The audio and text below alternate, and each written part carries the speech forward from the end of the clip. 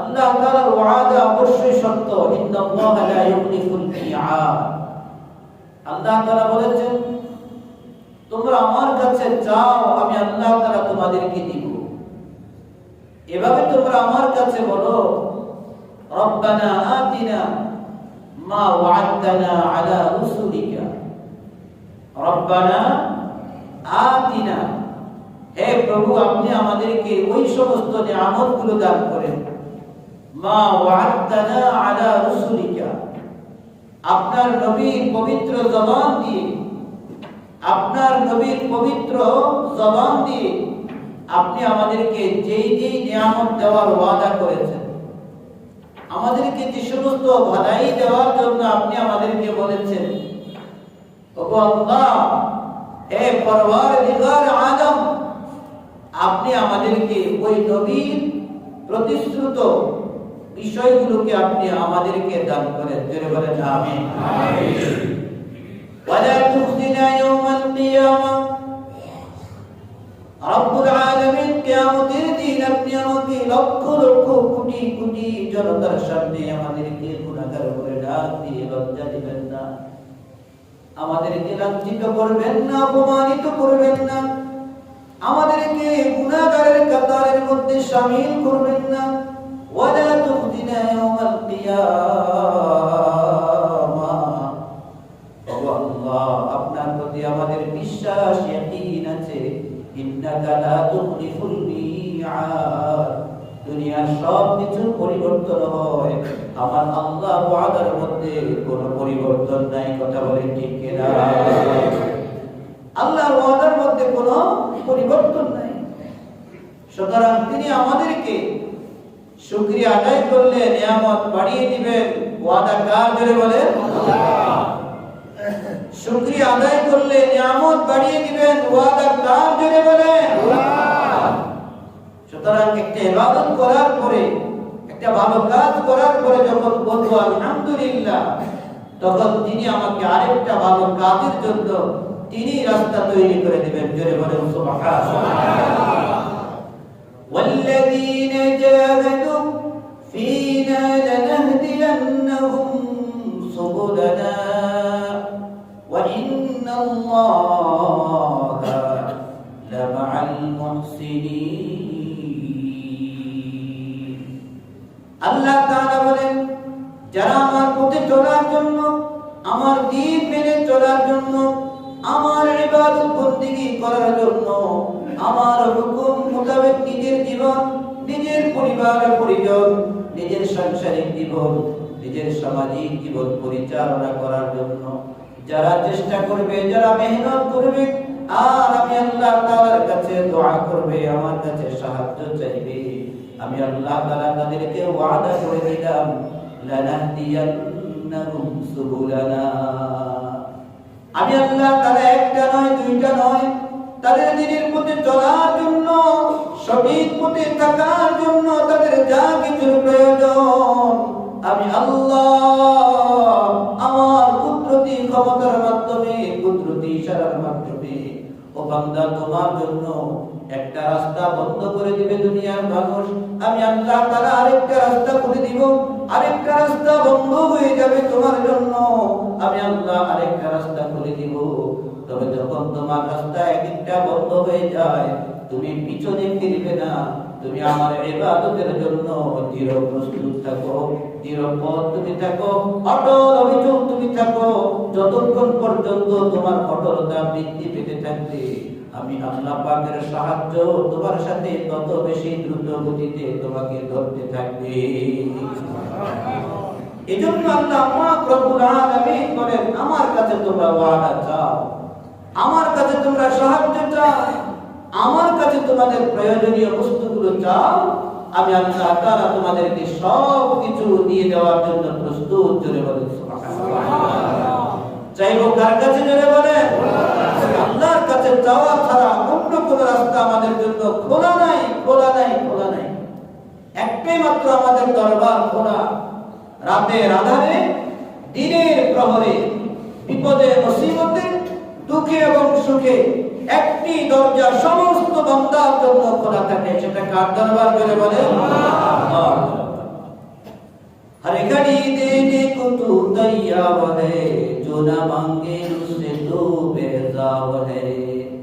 রাতের অন্ধকারে বান্দা যখন বিছানা ত্যাগ করে যখন যায় নামাজের মধ্যে বসে আমার আল্লাহর শান্তির থেকে বান্দার দিকে মনোনিবেশ করে এক একটা পা করে করে বান্দা যায় নামাজের মধ্যে উপস্থিত হয় আমার আল্লাহ তাআলা তার দিকে 10টা 10টা কদম করে করে তার দিকে মনোনিবেশ করতে থাকি।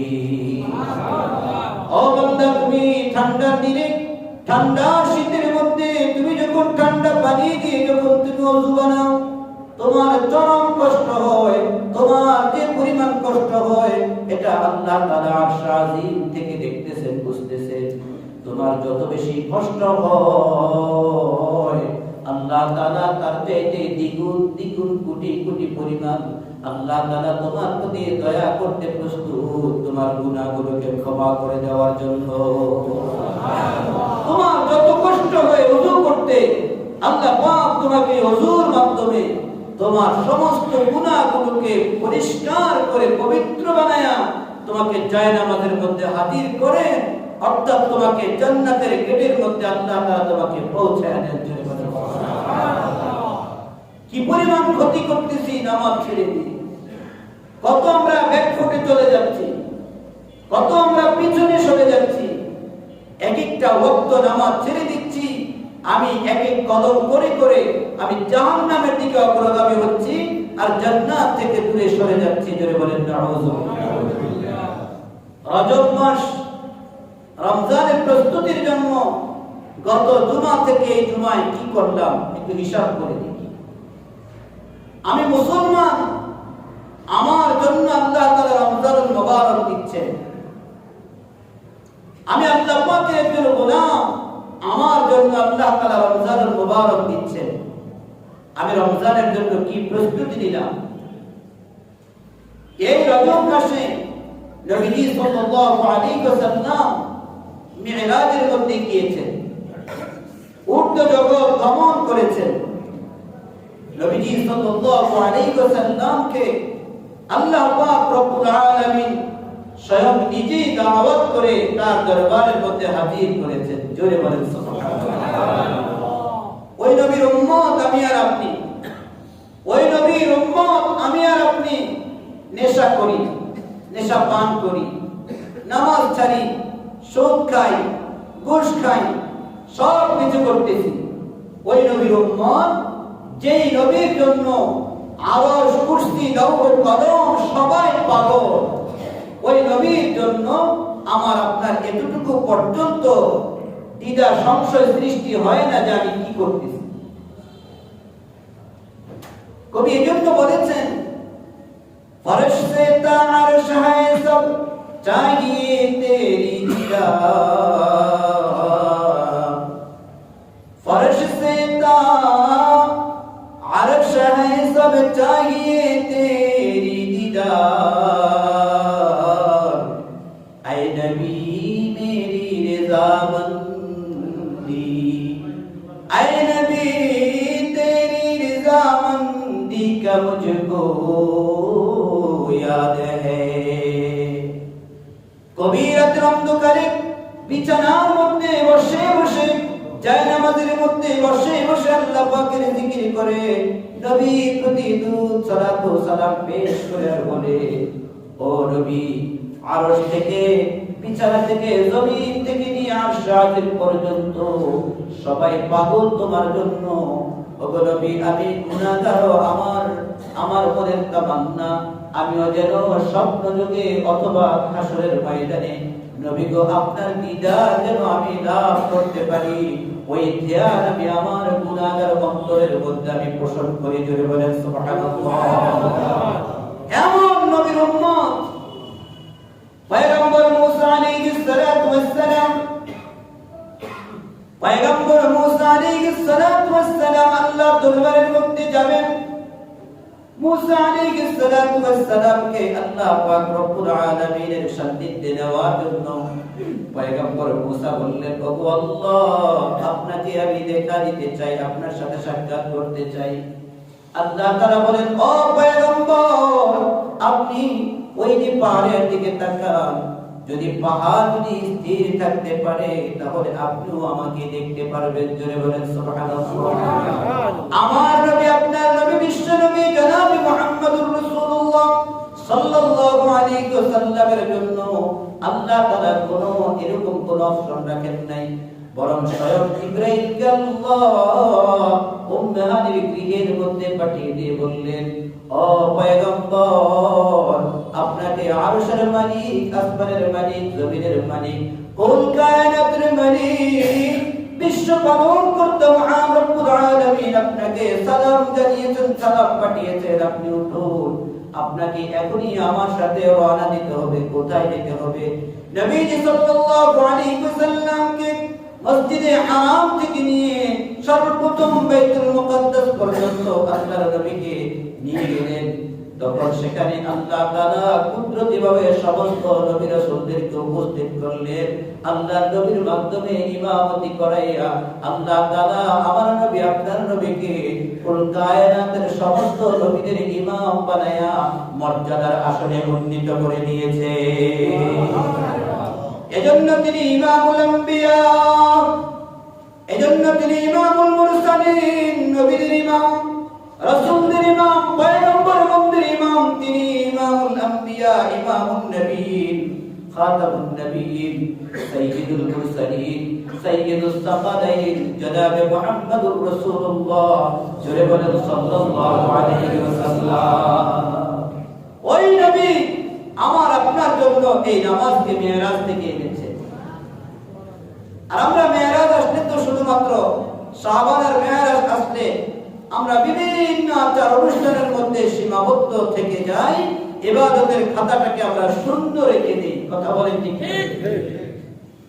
মেরাজ আর শাবান মাস আসলে আমরা খাওয়া দাওয়া, বিভিন্ন অনুষ্ঠান, এগুলোর মধ্যে আমরা নিজেকে এত বেশি ব্যস্ত করি, ইবাদতের খাতাটা শূন্যই থেকে যায়। আহারে আফসোস!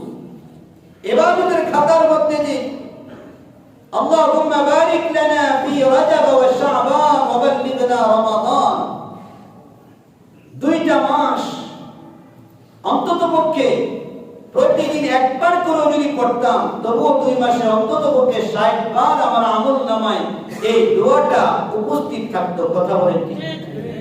কিছুই মনে থাকে না আমাদের। রাস্তার মোড়ে মোড়ে লাল সারুল ডেক বসায়া ওখানে 2 টাকা, 5 টাকা, 6 টাকা করে করে মান্নতের টাকা 1 টাকা 2 টাকা করে সেখানে জমা করি।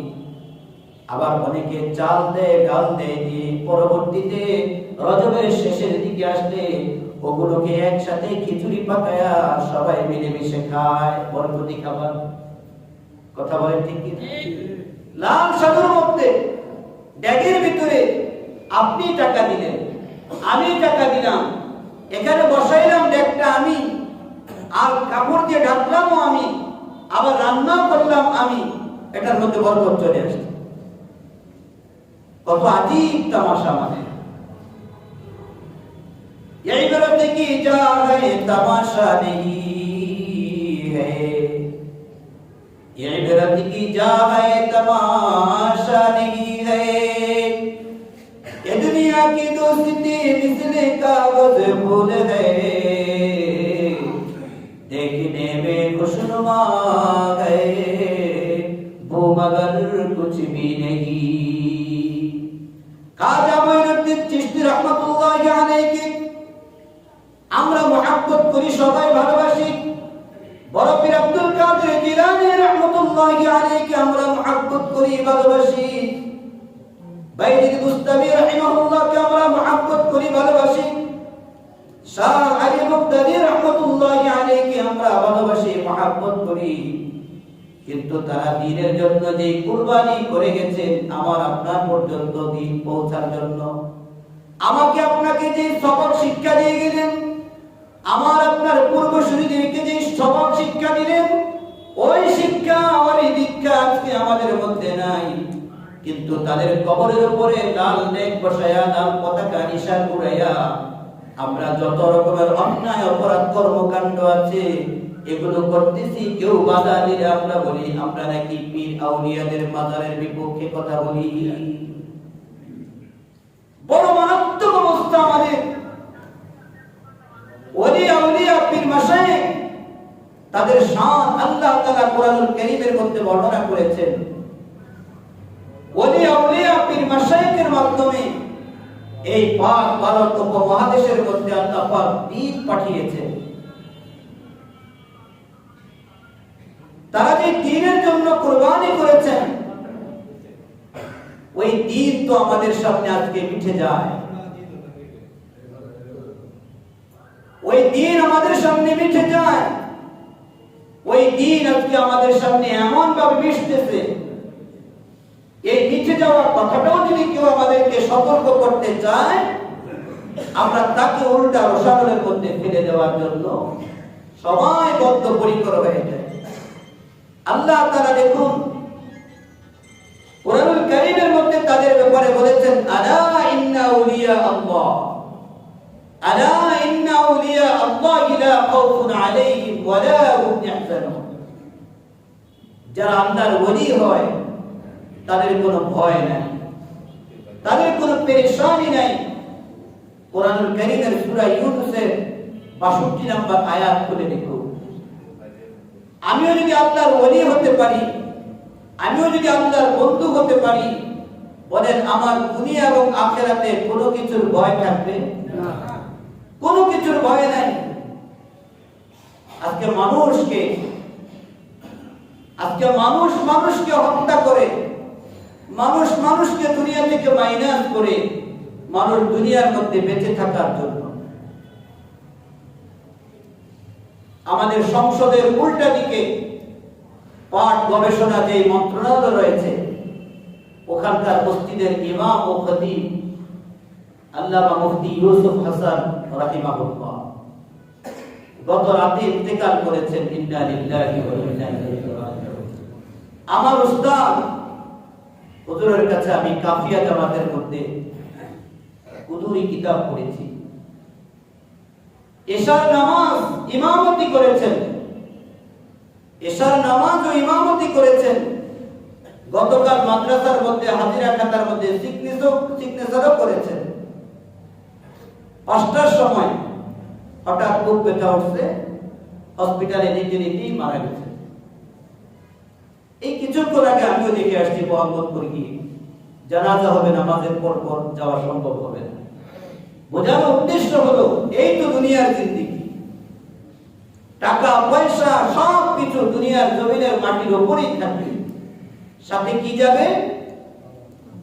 নেক আমল, বদ আমল, এই দুইটাই আপনার আমার সাথে সঙ্গে হবে।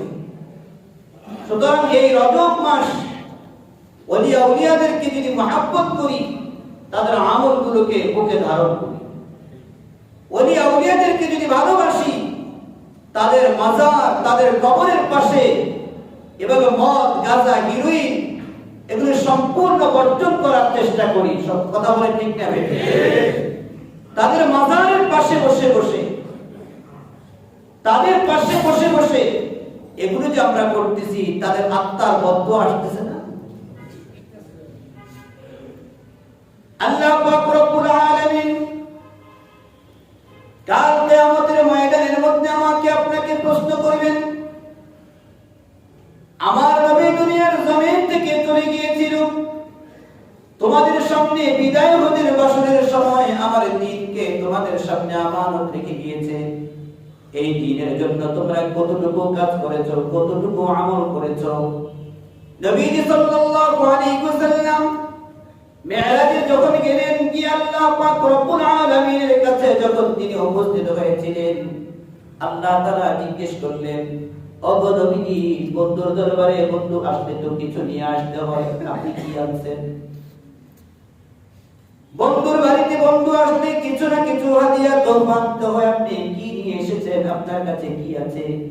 আল্লাহর নবী সাল্লাল্লাহু আলাইহি ওয়াসাল্লাম, আমি আর আপনি যে নামাজের মধ্যে, বৈঠকের মধ্যে দোয়া পাঠ করি, নবীজি আল্লাহর দরবারের মধ্যে পেশ করলেন, আত-তাহিয়াতু লিল্লাহি ওয়াস-সালাওয়াতু ওয়াত-তাইয়্যিবাত। জোরে বলেন সুবহানাল্লাহ। ওগো আল্লাহ তাআলা, আমি আপনার দরবারের মধ্যে কি নিয়ে আসব? আত-তাহিয়াতু লিল্লাহি ওয়াস-সালাওয়াতু ওয়াত-তাইয়্যিবাত। ও নবীজি, আপনি আমার দরবারের মধ্যে এমন জিনিস নিয়ে আসছেন যেটাই আমি আপনার কাছে, আপনার উম্মতের কাছে চাই। সুতরাং আপনি আমাকে যে হাদিয়া দিলেন, বিনিময়ে আমি আপনাকে দান করলাম। আসসালামু আলাইকা আইয়ুহান নাবিয়্যু ওয়া রাহমাতুল্লাহি ওয়া বারাকাতুহু। আল্লাহ পাক রব্বুল আলামিন এই কথা বলার সাথে সাথে আল্লাহর নবী আল্লাহ তাআলার এই রহমতের দোয়া, এই পয়গাম তিনি গ্রহণ করলেন। তবে তিনি বলেন, প্রভু আল্লাহ, এটা আমি আমার একার জন্য গ্রহণ করব না। আসসালামু আলাইনা ওয়া আলা ইবাদিল্লাহিস সালিহিন। ও আল্লাহ, এই শান্তির দোয়া আমার উপরে, আমার পরিবারের উপরে বর্ষিত হোক, আমি কবুল করলাম।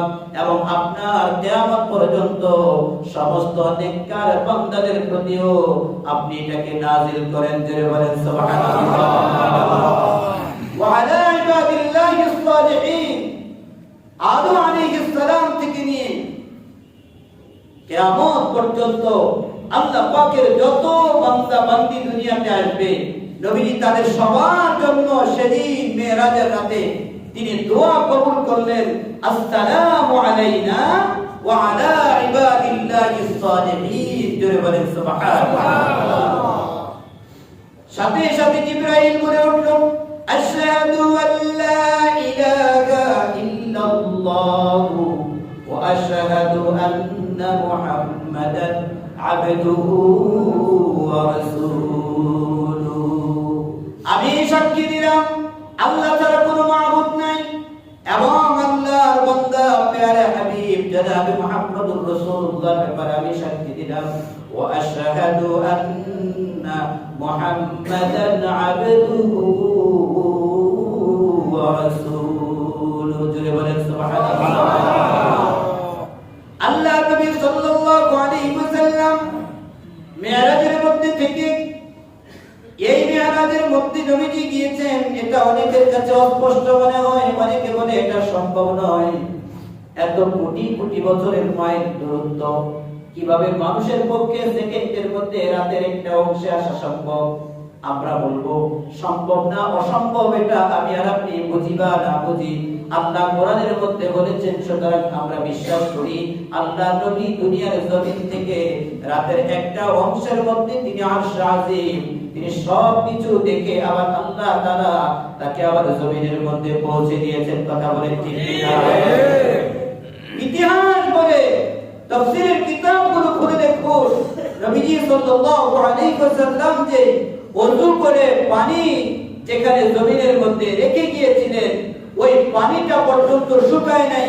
নবীজি এত দ্রুত গতিতে আল্লাহ তাআলা আবার নবীজিকে পৌঁছে দিয়েছেন। জোরে বলেন সুবহানাল্লাহ। যদি আমার আপনার আকল আর বিবেকে যদি এটা যদি ধরে ফেলে, বুঝে যদি এসে যায়, তাহলে আল্লাহ পাকের কুদরত কাকে বলবে বলেন? কথা কি বুঝে আসে আপনাদের? সবই যদি আমার আপনার বিবেক দিয়ে আমরা বুঝে ফেলি, তাহলে আল্লাহ তাআলার কুদরত কি দিয়ে বুঝবেন আপনি?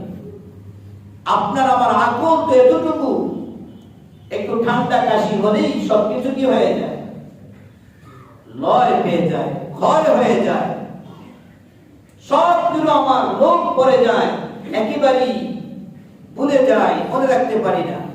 এতটুকু অসুস্থতার কারণে আমার বিবেক যদি এমন হয়ে যায়, আমি আল্লাহ পাকের কুদরত কিভাবে আমি বুঝবো?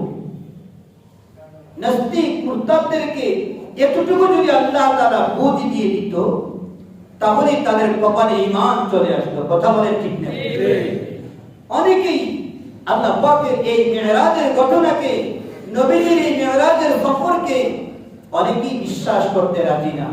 তবে আহলুস সুন্নাহ ওয়াল জামাতের আকীদা, আহলুস সুন্নাহ ওয়াল জামাতের আকীদা হলো নবীজি স্বপ্ন যুগে নয়, নবীজি সশরীরে রাতের একটা অংশে জমিন থেকে নিয়ে আরশ আজিম পর্যন্ত তিনি ভ্রমণ করেছেন। এটার মধ্যে কোনো সন্দেহ রাখা যাবে না। সন্দেহ রাখলে ঈমান রাখবে না। জোরে বলেন, সন্দেহ রাখলে কি থাকবে না? ঈমান থাকবে না। নবীজির মিরাজকে নিয়ে কোনো কথা বলা যাবে না। আল্লাহর নবী সেখানে যখন গেলেন, জান্নাত আর জাহান্নাম তিনি দেখেছেন, সেখানে অনেক চিত্র নবীজি দেখেছেন। আর যাবার বেলায় তো প্রথম আকাশ, দ্বিতীয় আকাশ, তৃতীয় আকাশ, চতুর্থ আকাশ, প্রত্যেকটা আকাশের মধ্যে আল্লাহর নবীকে এভাবে সমস্ত ফেরেশতারা উপস্থিত হয়ে নবীজিকে মারহাবা মারহাবা মুবারকবাদ এভাবে নবীজিকে স্বাগত জানিয়ে সবগুলো ফেরেশতা উপস্থিত হয়ে আল্লাহর নবীকে এক একটা আকাশ থেকে আরেকটা আকাশের মধ্যে নবীজিকে এভাবে পার করে দিয়েছে। জোরে বলেন সুবহানাল্লাহ। কত বড় মর্যাদাপূর্ণ নবীর উম্মত আমি আর আপনি। বলেন কিভাবে নবীর কলিজার মধ্যে আঘাত দিই, কিভাবে নবীজির সুন্নতকে মিটিয়ে দেই, কিভাবে নবীজির নিষিদ্ধ কাজগুলোকে আমরা কিভাবে করি। আপনার আমার জিন্দেগীর মধ্যে যতগুলো অন্যায় অপকর্ম করেছি, এই মিরাজের মাসে নবীর মহব্বতে অন্তত পক্ষে একটা নিষিদ্ধ কাজ ছেড়ে দিয়ে নিজেকে এতটুকু নেকির দিকে অগ্রগামী করতে রাজি আছি তো ইনশাআল্লাহ। আপনার জন্য যেটা সবচেয়ে সহজ হয়, আমি আপনাদের সকলের কাছে বলতেছি, আপনার জন্য যেটা সবচেয়ে সহজ মনে হয় যে নবীজি এই মাসে মেরাজ করেছেন, আমাকে জাহান্নাম থেকে বাঁচানোর জন্য আল্লাহ পাক রব্বুল আলামিন নবীজিকে জাহান্নামের চিত্রটা দেখায়া বাশীরা ওয়া নাযীরা বলে নবীজিকে দুনিয়ার মধ্যে আবার পাঠিয়ে দিয়েছেন। ইয়া আইয়ুহান নাবিয়্যু ইন্না আরসালনাকা শাহিদান ওয়া মুবাশশিরান ওয়া নাযীরা। হে নবী, আমি আপনাকে উম্মতের আমলের সাক্ষী বানাইলাম। হে নবী, আমি আপনাকে উম্মতের আমলের সাক্ষী বানাইলাম। আমি আর আপনি যে গুনাহ করতেছি, আমি আর আপনি যে অন্যায় অপমান অপকর্মগুলো করতেছি, আমি আপনি যে নাফরমানি কাজ করতেছি, এগুলোর জন্য আল্লাহর নবী যদি সাক্ষী হয়ে যান, কিভাবে আমি আর আপনি মুক্তি পাবো? আল্লাহ তো বলেই দিলেন, আরসালনাকা শাহিদান ওয়া মুবাশশিরান ওয়া নাযীরা। অতঃপর আল্লাহ তাআলা বললেন, এবং আপনার উম্মতের নেক আমলের কারণে আপনি তাকে সুসংবাদের মার্তবা হিসেবে আমি আপনাকে সেটাও আপনাকে আমি বানায়া পাঠাইলাম। জোরে বলেন সুবহানাল্লাহ।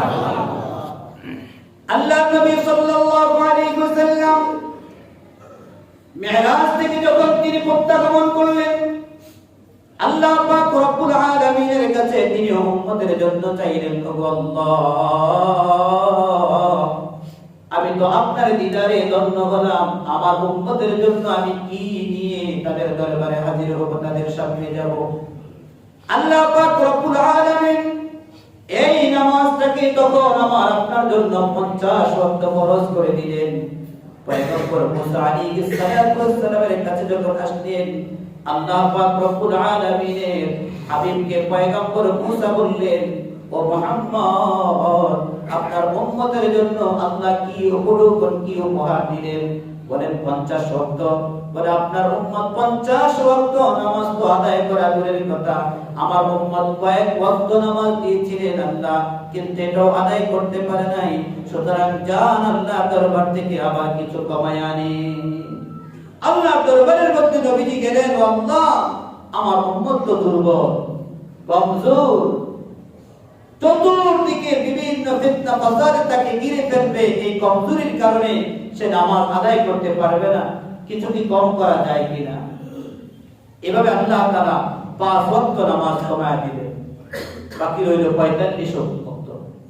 এভাবে আল্লাহর নবী 9 বার গিয়েছেন, প্রতিবারে আল্লাহ তাআলা 5 করে করে কমিয়ে 45 ওয়াক্তকে বাদ দিয়ে দিলেন। নবীজি সাল্লাল্লাহু আলাইহি ওয়াসাল্লাম এর পরেও আল্লাহ তাআলা আসার সময় বললেন, ও আমার হাবিব বন্ধু, আপনি যান, এই 5 ওয়াক্ত নামাজ রেখে দিলাম, এটাও যদি আপনার কোন উম্মত যদি যত্ন সহকারে যদি পালন করে, আমি আল্লাহ পাকের ওয়াদা কোনো পরিবর্তন নাই। বলেছিলাম, ইন্নাকা লা তুখলিফুল মিয়াদ, আল্লাহর ওয়াদার মধ্যে কোনো পরিবর্তন নাই। আমি আল্লাহ তাআলা যে 50 ওয়াক্ত নাযিল করেছি, 5 ওয়াক্ত গুণকে আমি 10 দিয়ে গুণ দিয়ে 50 ওয়াক্তের সওয়াব আপনার বান্দা উম্মতের আমলনামার মধ্যে আমি লিখে দিব। বলবেন যে হুজুর 4 ওয়াক্ত বললে তো 40 তো পাবো। যদি এক ওয়াক্ত না পড়ি 40 তো ঠিকই আছে। যদি আল্লাহ 40 কবুল না করেন, একের কারণে যদি আল্লাহ 40 কবুল না করেন, তাহলে তো একেবারে 40 এর পরে যে শূন্য আছে এই শূন্যই শুধু বাকি থাকবে, 4 আর থাকবে না। 4 না থাকলে তো 40 হবে না। কথা বলেন ঠিক না? আল্লাহ পাক যেন আমাদেরকে যেন ওই এক ওয়াক্তটা যেন ঘরে হোক মসজিদে হোক আগে যেন আমলনামার মধ্যে সংযুক্ত করার তৌফিক দিবেন কে জেনে বলেন? আল্লাহ পাক যেন আমাদের সমস্ত মুসল্লিদেরকে 5 ওয়াক্ত নামাজি হিসেবে 50 ওয়াক্ত নামাজের সওয়াব অর্জন করার তৌফিক দান করেন। সবাই বলেন আমিন। আমিন। মেরাজের শিক্ষা হলো আমাদের এটাই, নামাজকে গুরুত্বের সাথে ধারণ করা।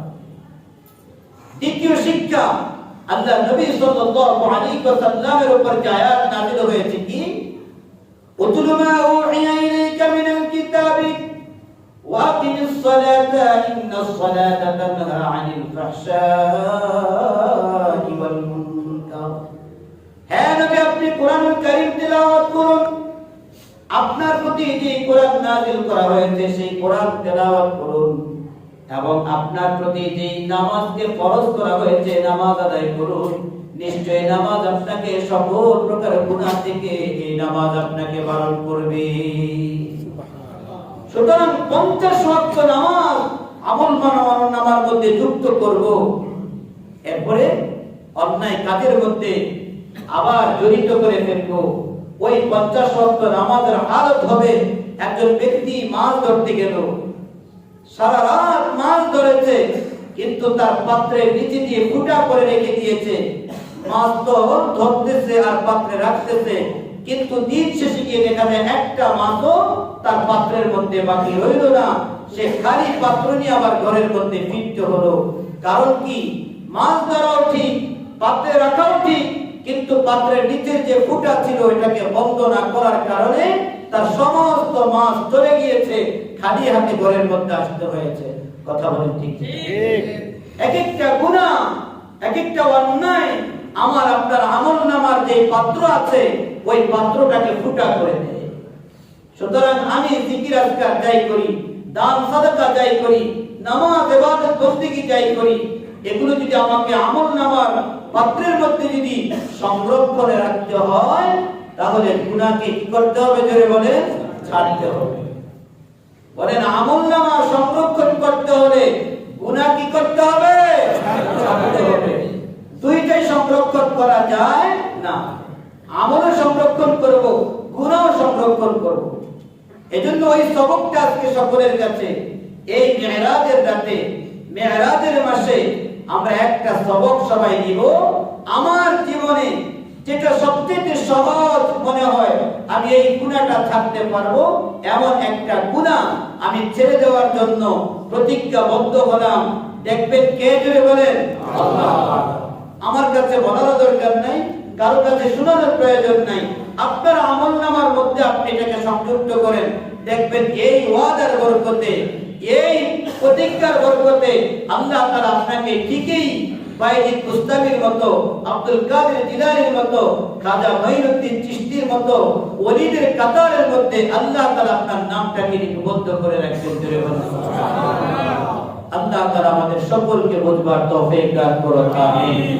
ওয়া আখির দাওয়ানা আলহামদুলিল্লাহি।